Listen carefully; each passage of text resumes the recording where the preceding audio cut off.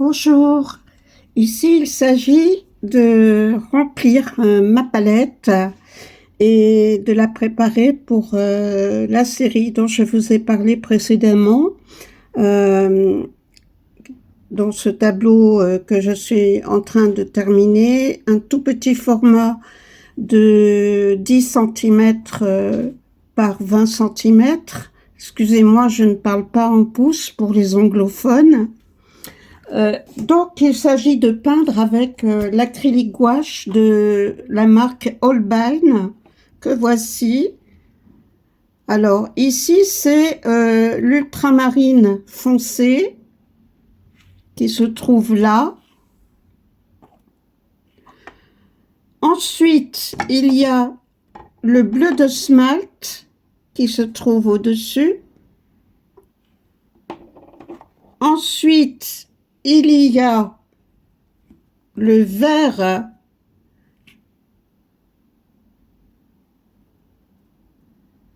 le vert de cobalt, qui est celui-ci, si je ne me trompe pas.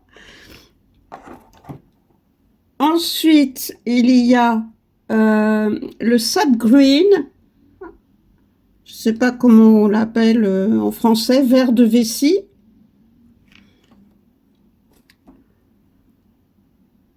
Ici, je ne vais pas dans l'ordre, il y a la terre d'ombre. Ici, le vert olive, qui est vraiment jaunâtre. Les couleurs que vous voyez sont fidèles hein, dans ma palette. Ça le smartphone restitue bien les couleurs. Ici, c'est le leaf green, le vert feuille. Ensuite, il y a l'eau pâle aqua. C'est joli, n'est-ce pas? Là, c'est la menthe pâle, mint pâle.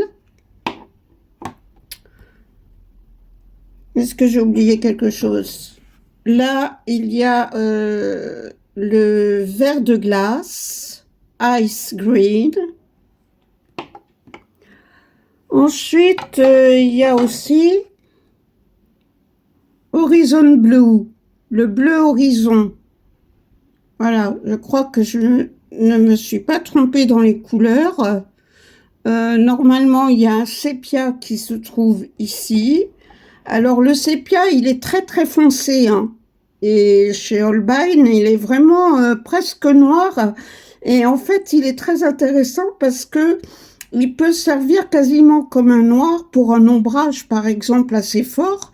Mais en même temps, on peut l'éclaircir avec du blanc, ce qui est très très intéressant parce que ça fait de très beaux tons de beige lorsqu'on éclaircit avec du blanc. Donc, pour ma série de petits paysages naturels que je fais sur le papier Clairefontaine noir, j'ai choisi ces couleurs et c'est vraiment super agréable à travailler. Je vais essayer de vous montrer la consistance. J'ai à peine vaporisé hein, parce qu'il fait très chaud. Donc, alors, ici, vous voyez que c'est à la sortie du tube, c'est comme une crème liquide presque. Hein. Pas tout à fait, mais bon, c'est quand même pas très épais et très onctueux, très agréable à travailler. J'aime énormément.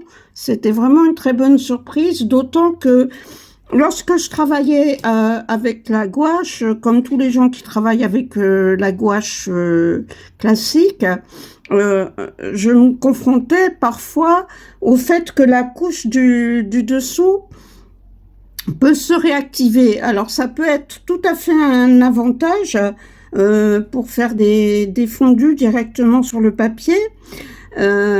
mais ça peut être aussi très ennuyeux. Donc, selon les choix que vous faites, vous pouvez tout à fait décider aussi de travailler avec uniquement des gouaches acryliques ou alors avec des gouaches acryliques pour travailler comme fond sur lesquels superposer des gouaches classiques sans être dérangé par la réactivation de la couche inférieure. Il faut savoir que parfois vous pouvez avoir une petite réactivation même avec la gouache acrylique, mais il faut vraiment y aller fort et que ce soit pas très très sec. Voilà. J'espère vous avoir pour aujourd'hui donné assez d'éléments. Voilà, moi je m'amuse à avoir aussi des masking tape qui sont en général dans les mêmes tons que que les couleurs que j'emploie. Et sinon, j'utilise aussi du scotch repositionnable, mais quand je l'utilise, je dois vraiment appuyer fortement dessus pour que les bords ne se soulèvent pas.